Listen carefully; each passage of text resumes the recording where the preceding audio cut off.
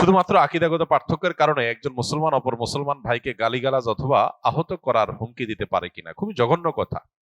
লম্বা জুব্বা পরে মুখে দাড়ি নিয়ে নামাজ কালাম পড়ে আমরা এক আকীদার মানুষ আর এক আকীদার মানুষকে, এক দল মুসলমান অন্য দল মুসলমানকে গালিগালাজ বা বাজে কথা বললে সেটা অবশ্যই ইসলামের লঙ্ঘন।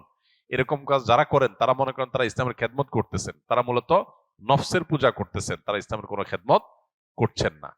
যার যার নিজের চিন্তা দর্শনের পক্ষে তিনি কথা বলবেন, সেটা প্রমাণের চেষ্টা করবেন, সেটার দিকে আহ্বান করবেন, স্বাভাবিক।